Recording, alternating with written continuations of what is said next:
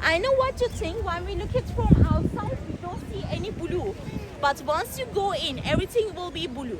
Because over 20,000 of little blue tiles were used in the inner decoration.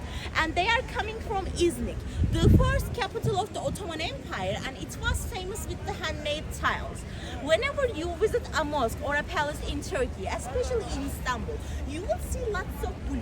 It has a reason, because the blue is the color of the Turkish people. Not because we were the first ones who mixed green and blue that we had the color called turquoise in Turkish version. It wasn't the reason. The reason was, before we accept the Islamic religion, we used to believe in Gök Tengri. Gök Tengri. I'm gonna translate it as a sky god. We used to believe the god is on the sky, and we used to pray towards the sky all the time. So sky is blue, blue is the color of the Turkish people. It was the reason. And the most specific thing about the Blue Mosque is the numbers of the minarets. You see the towers? We call them as minaret. Since the Muslim people needs to pray 5 times in a day, they need to hear the calling called azan 5 times in a day as well. So the imam climbs to that little towers and they speak azan for calling for praying. So in the other mosques, the usual ones, let's say, we usually have 2, in the worst case 3 of them. But here in the Blue Mosque, we have 6 of them. So the Blue Mosque is the first and the last example of the mosque with the 6 minarets in the Ottoman Empire times. And it has a funny story behind it.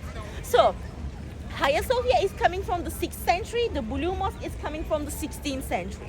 They have like 10 centuries between them. So we have the Sultan Ahmed the Sultan Ahmed as our main character. He got his throne when he was 13 years old, and he wanted to build this mosque when he was 19 years old. He says, I want to build a mosque that it will be more big, more beautiful, and more expensive than the Hagia Sophia. He was jealous with Hagia Sophia. That's why he put this one right opposite side of it.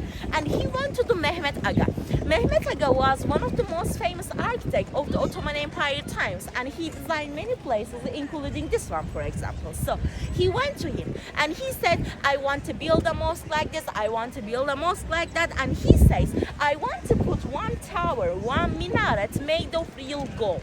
He wants one real gold minaret because he wanted to be more expensive than the Hagia Sophia. But the funny part starts now, because when you say gold in the Turkish language, it means altın. Altın, we have at the end of it, means gold. But when you say 6, it means altın.